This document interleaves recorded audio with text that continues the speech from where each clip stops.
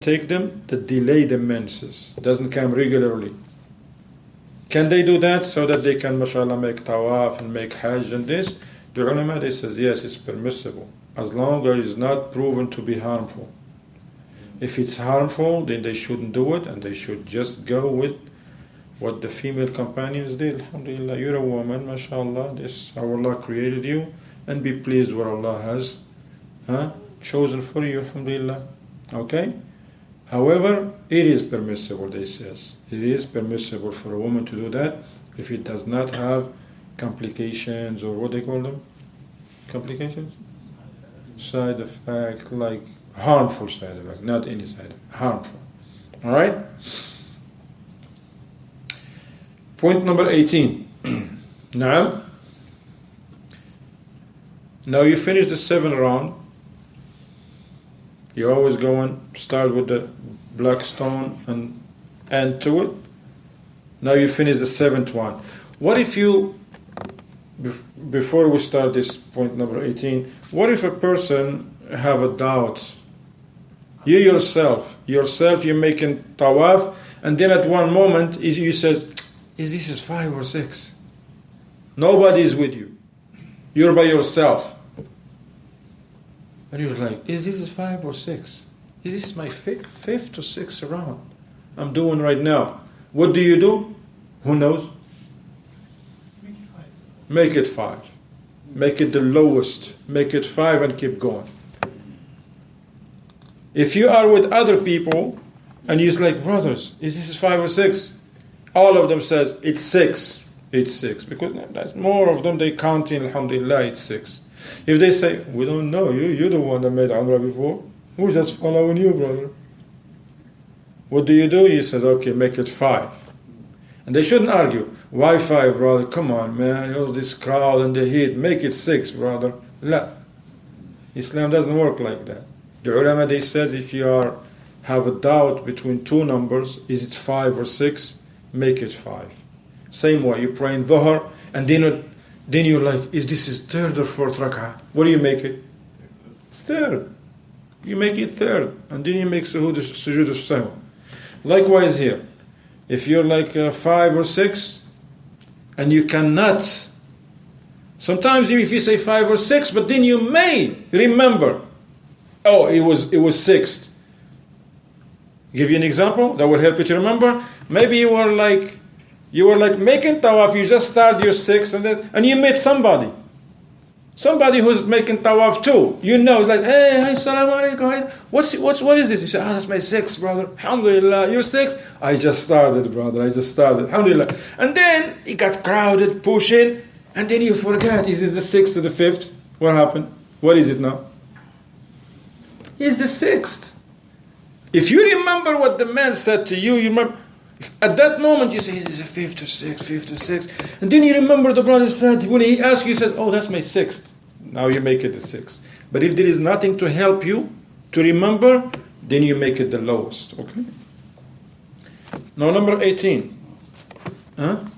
And there's no sajda to saw after this. Huh? There's no sajda to saw when you No sujood al-sahw, na'am, ahsant. No sujood al-sahw after tawaf, okay? Alright, just good.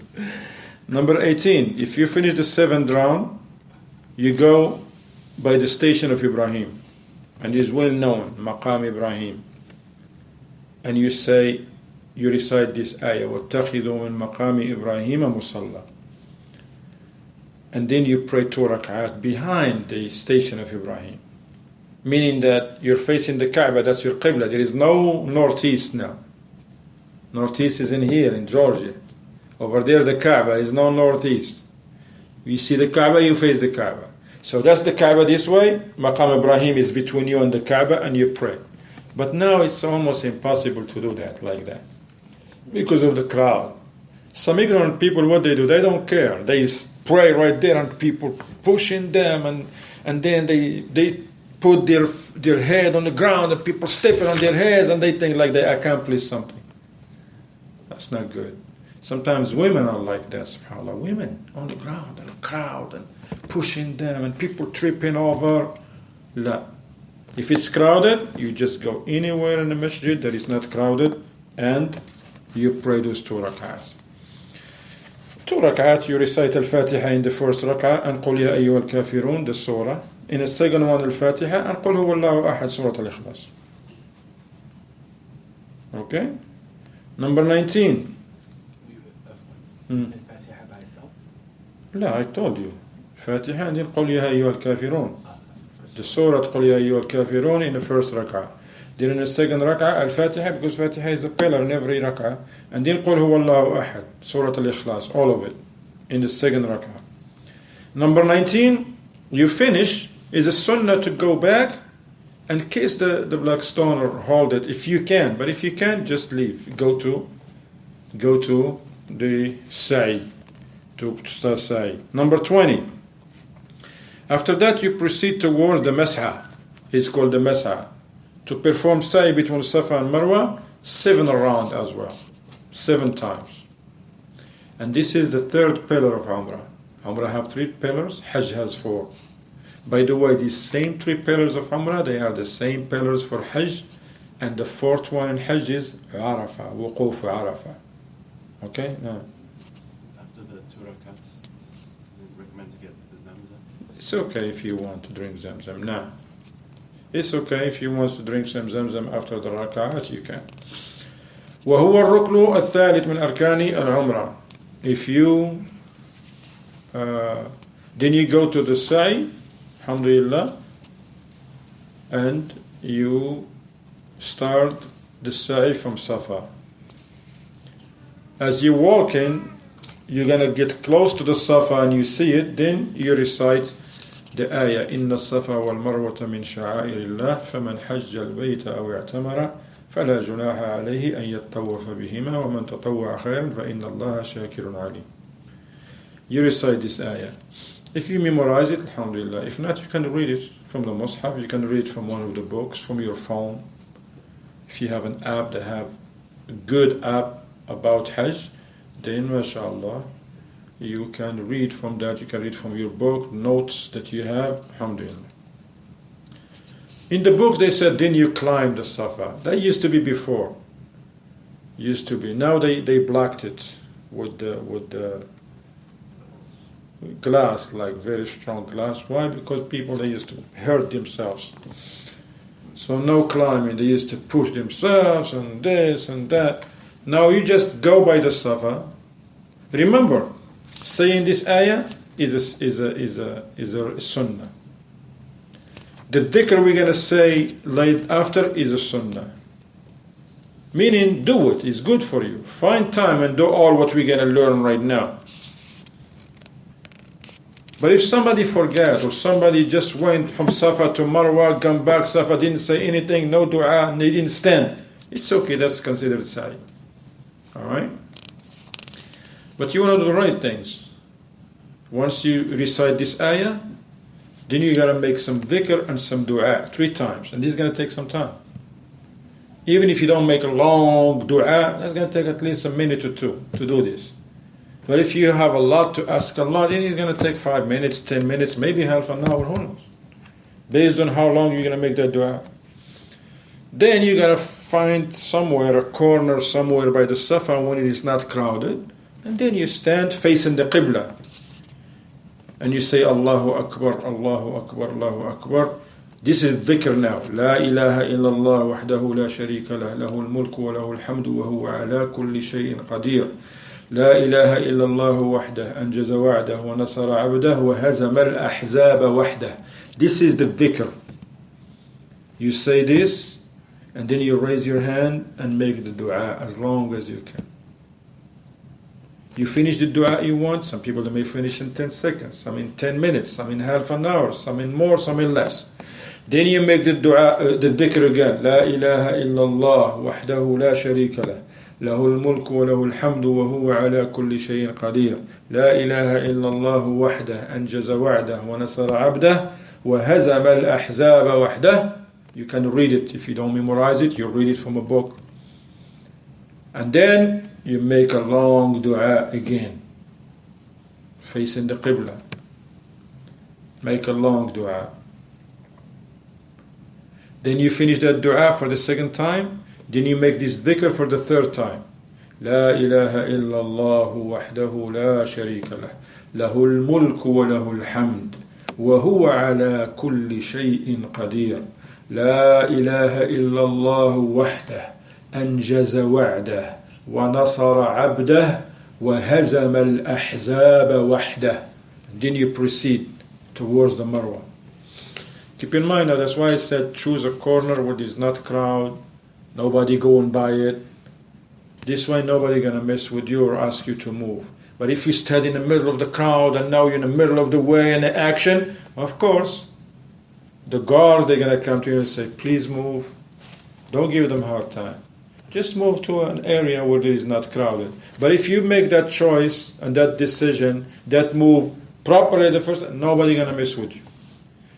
Just go in a corner when by the Safa when it is not crowded. Stand over there with your group and make all the dua you want. Nobody gonna tell you anything. Point number 21. Now you're starting now the first round of Sa'i. Starting the first round now. You gotta start from Safa. If in any way, under any circumstances, forever you make a wrong turn here after Tawaf and you find yourself in Marwa, you don't start Tawaf Sa'i from Marwa. What does it mean? It means that you have to go the whole way from Marwa to Safa, and does not count as one. That's why you should ask, where is and read the signs now. You don't even have to ask anybody. They have signs written in Arabic, English, and Urdu. Those who speak Urdu, alhamdulillah, you have advantage. Now, if you speak Arabic, English, and Urdu, how are you going to miss it, man? Allah, right? How are you going to miss it? You have 2 eyes, but 3 signs. Huh? Allahu Akbar. Alhamdulillah. طيب. So you go towards the Marwa, walking and making dua. Alright? Just walking normally, making the dua. Now there is this green light. It's not like traffic light, people get a green light, traffic light. No. And that light doesn't turn yellow or red. It stays always green. And this light is not traffic light. Actually, when you look on the ceiling, it goes with you like this one. It goes the whole way on the ceiling green. And it stops somewhere. It is sunnah for men only, not for women, to run. Once you hit the first mark of that green light, you should run as much as you can. Alright? As fast as you can. Alright? Even though you're no gingerbread man, alright? Alright? Alhamdulillah. You know that, is it? So if you can, but if you have conditions, bad back, knee, don't hurt yourself. Just walk. Don't just because you see young man running, I'm running too. Don't hurt yourself. Walk. Women, they don't walk. You're going to see some women running. Women don't run, they walk. If you have women with you, walk with them. Unless if it's not crowded, you can run and wait for them until they catch up with you. Okay? But don't pull the women, run, you're still young. Women don't run. Women, they walk.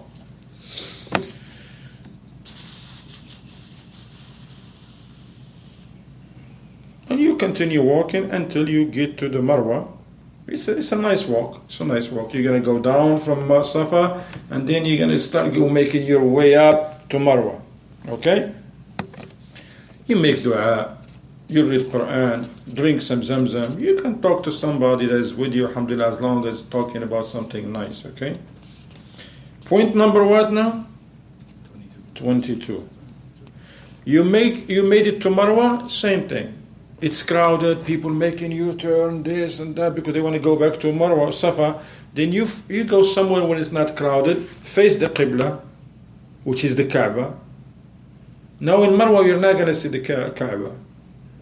But you're going to face the direction. You will find out. You will figure out. You're going to see the people facing the direction of the Kaaba, okay? It's going to be towards your right. when you stand.